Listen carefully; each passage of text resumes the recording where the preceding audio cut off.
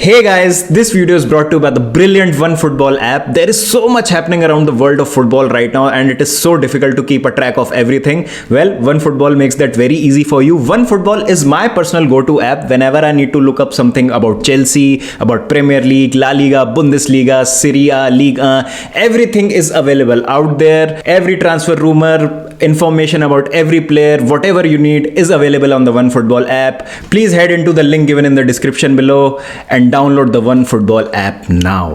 Liverpool एक बहुत ही बेहतरीन तरीके से रन किया जाने वाला क्लब है। जो साइनिंग्स लिवरपूल ने पिछले 5-6 साल में करी हैं, स्पेशली जब से यर्गन क्लॉप आए हैं और माइकल एडवर्ड्स को स्पोर्टिंग डायरेक्टर बनाया गया है, कोई भी साइनिंग लिवरपूल करती है तो वो साइनिंग का 90% श्योरिटी होती है कि ये साइनिंग तो भैया परफॉर्म करेगी। और बहुत कम ऐसा होता है कि लिवरपूल कोई प्लेयर साइन करती है और वो क्लिक नहीं करता। और यहाँ पर क्या है, अगर हम और टीम्स की बात करें तो बहुत सारा पैसा खर्च करके बाकी टीम्स जो हैं क्या है सुपरस्टार्स लेके आ जाती हैं। कोई लीग में प्लेयर बहुत अच्छा परफॉर्म कर रहा होता है, उसको लेके आ जाते हैं अपनी टीम में कि हाँ यार ये हमारे सिस्टम में फिट बैठेगा, ये प्लेयर यहाँ आके अच्छा खेलेगा। बट वो जनरली होता नहीं है, बहुत बार वो मूव बैकफायर भी कर जाता है। जैसे इस सीज़न, अगर हम सिर्फ इस सीज़न की बात करें तो शायद जैक ग्रिलिश ने उस लेवल की परफॉर्मेंस नहीं दी है जितना महंगा उनका प्राइस टैग है। Same goes for Romelu Lukaku, जिस तरीके का उनका प्राइस टैग रहा है। पॉल पॉगबा की अगर हम बात करें, मैनचेस्टर यूनाइटेड में हैरी मैगवायर की बात करें, तो क्यों ऐसा है कि लिवरपूल की जो साइनिंग्स होती है, वो जो भी साइनिंग्स करते हैं वो आते ही हिट हो जाती है और बाकी टीम स्ट्रगल करती है। क्या है इस चीज़ के पीछे का राज और क्यों लिवरपूल इतना सक्सेसफुल हुई है इन साइनिंग्स को लेके पिछले 3-4 सालों में, आइए इसको समझने की कोशिश करते हैं। तो ऑब्वियसली सबसे ज़्यादा इसका क्रेडिट तो यर्गन क्लॉप और माइकल एडवर्ड्स को जाता ही है। जैसा आप लोग जानते हैं कि माइकल एडवर्ड्स जो है वो स्पोर्टिंग डायरेक्टर हैं लिवरपूल के और यर्गन क्लॉप लिवरपूल के मैनेजर हैं। 2015 में वो लिवरपूल आए थे और तब से वो मैनेजर हैं और तब से लेके अभी तक इंग्लिश फुटबॉल में जितनी भी मेजर ट्रॉफीज हैं और चैंपियंस लीग भी जो है वो यर्गन क्लॉप लिवरपूल को जिता चुके। 2020 में सारे लिवरपूल फैंस का 30 साल पुराना इंतजार खत्म किया यर्गन क्लॉप ने, जब लिवरपूल ने इंग्लिश प्रीमियर लीग का टाइटल जीता। तो क्या है लिवरपूल के पीछे की सक्सेस का राज माइकल एडवर्ड्स और यर्गन क्लॉप के अलावा? तो एक शख्स जिनका जिक्र करना जरूरी है और शायद बहुत लोग नहीं जानते होंगे, उनका नाम है इयान ग्रैम। इयान ग्रैम एक डेटा रिसर्चर हैं और लिवरपूल के रिसर्च डिपार्टमेंट के वो डायरेक्टर हैं। इयान ग्रैम का काम है कि जितने भी प्लेयर्स फुटबॉल खेल रहे हैं अराउंड द वर्ल्ड, उनका डेटाबेस रेडी करना, उस डेटाबेस को स्टडी करना और उससे ये पता लगाना कि कौन सा प्लेयर जो है इस यर्गन क्लॉप की लिवरपूल में बिल्कुल फिट बैठता है और कौन सा प्लेयर वो साइन करते हैं वो इनकी टीम में आके इस टीम को बेटर बनाएगा।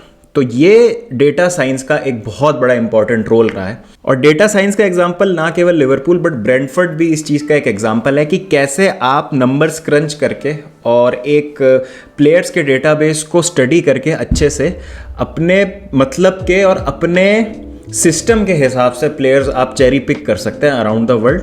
आपको ज़रूरी नहीं है कि एक बहुत बड़ा सुपरस्टार ही साइन करना है टीम को बेहतर बनाने के लिए। जो लोग नहीं जानते, मनीबॉल 2011 में रिलीज़ हुई ब्रैड पिट की एक फिल्म है जिसमें वो एक ओकलैंड एथलेटिक्स नाम की बेसबॉल टीम के जनरल मैनेजर होते हैं और किस तरीके से वो डेटा साइंस का इस्तेमाल करके और नंबर्स का इस्तेमाल करके अपने स्टार प्लेयर्स को रिप्लेस करते हैं और बेहतरीन परफॉर्मेंस देते हैं फील्ड पे। फिल्म के एंड में क्या होता है, क्या वो टीम टाइटल जीतती है या नहीं जीतती है, वो मैं आपके लिए स्पॉइल नहीं करूंगा, लेकिन आपको ये मूवी देखनी चाहिए क्योंकि ये एक रियल इंसिडेंट पे बेस्ड है और तब से एक ट्रेंड सेट हो गया था अमेरिकन बेसबॉल में and for that matter most of the sports around the world, कि कैसे आप नंबर्स और डेटा साइंस की मदद से, उसकी समझ से अपनी टीम को बेटर बना सकते हैं। ओकलैंड एथलेटिक्स की इस सक्सेस को देखते हुए बॉस्टन रेड सॉक्स और न्यूयॉर्क यांकीज तक ने इस अप्रोच को इस्तेमाल किया और अपनी टीम्स को जो ऑलरेडी बहुत अच्छे लेवल पे परफॉर्म कर रही थी उनको और बेहतर बनाया है। तो मैं आपसे गुजारिश करूंगा कि अगर आपको समय मिलता है थोड़ा सा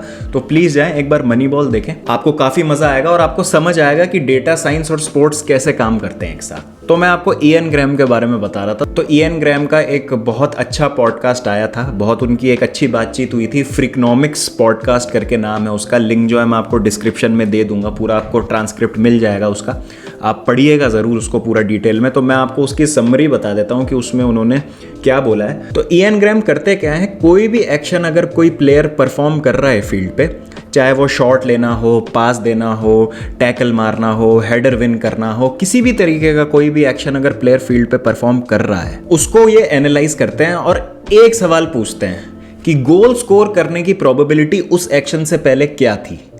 इस टर्म को नाम दिया जाता है गोल प्रोबेबिलिटी एडेड। सुनने में ये काफ़ी अच्छा लगता है, लेकिन जो गोल प्रोबेबिलिटी एडेड इनका एक मेट्रिक है, उस मेट्रिक पे ये सारे प्लेयर्स को जज करते हैं, चाहे वो डिफेंडर हो, चाहे वो अटैकर हो। कौन सा एक्शन लिवरपूल को गोल स्कोर करने में सबसे ज़्यादा मदद करेगा। एक और जो इंपॉर्टेंट चीज़ होती है वो होती है पिच कंट्रोल। जैसा ही आपको डायग्राम दिख रहा होगा आपके स्क्रीन पे, जो वाइट एरियाज हैं फील्ड के वो ऑपोजिशन कंट्रोल्ड एरियाज हैं, और जहां जहां रेड आपको मार्किंग्स दिख रही हैं फील्ड पे, वो एरिया वो है जहां पे लिवरपूल के जो प्लेयर्स हैं वो कंट्रोल करते हैं फील्ड पे। तो जितना ज़्यादा रेड एरिया है फील्ड पे, उतनी ज़्यादा प्रोबेबिलिटी है लिवरपूल प्लेयर्स की वहां पहुंचने की before an opposition player reaches there. मैं फिर से आपको समझाता हूं, जो जो लाल एरिया आपको दिख रहे हैं फील्ड पे, आपकी पिक्चर पे जो जो लाल एरिया हैं, वहां पे लिवरपूल का प्लेयर ऑपोजिशन प्लेयर से पहले पहुंचने की ज़्यादा प्रोबेबिलिटी रखता है। तो ये जो एक्शंस होते हैं फील्ड पे, इनको इस तरीके से एनालाइज किया जाता है, और इन नंबर्स को लेके फिर जो 1 लाख प्लेयर्स का डेटाबेस है इयन ग्रैम के पास, उसको स्टडी किया जाता है, और वहाँ से फिर प्लेयर्स जो हैं वो शॉर्टलिस्ट किए जाते हैं, और जो प्लेयर्स इन मैट्रिक पे और इन नंबर्स पे खरे उतरते हैं उनको लिवरपूल टारगेट करती है, उनको स्काउट करती है और उनके पीछे जाती है ट्रांसफर मार्केट में। अगर मैं कुछ प्लेयर्स की बात करूं जो लिवरपूल ने 2016 से अभी तक साइन करे हैं, तो आप जैसे देख सकते हैं सिर्फ वर्जिल वैन डाइक, नाबी कीटा और एलिसन बेकर ऐसे 3 प्लेयर्स हैं जो 50 मिलियन के ऊपर जिनकी फी लगी थी। बाकी लिवरपूल ने आउट ऑफ द वे जाके या बहुत ज़्यादा पैसा खर्च करके कोई प्लेयर साइन नहीं किया है।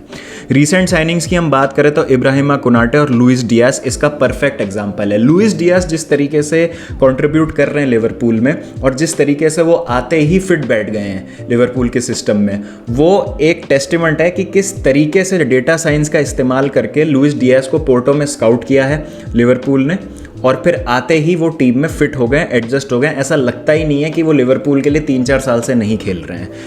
इस लेवल की जो है वो डेटा साइंस का इस्तेमाल किया है लिवरपूल ने। एंडी रॉबर्टसन इसका एक बहुत अच्छा एग्जाम्पल है। एंडी रॉबर्टसन हल सिटी में खेलते थे जब वो एक रेलीगेशन बाउंड टीम थी और बहुत खराब डिफेंसिव रिकॉर्ड था हल सिटी का, लेकिन रॉबर्टसन के जो एक्शंस थे फील्ड पे और गोल प्रोबेबिलिटी एडेड की मैट्रिक्स में Robertson one of the highest performing left backs थे ऑल अक्रॉस यूरोप और ऑल अक्रॉस जो भी डेटाबेस था इयन ग्रैम के पास उसमें।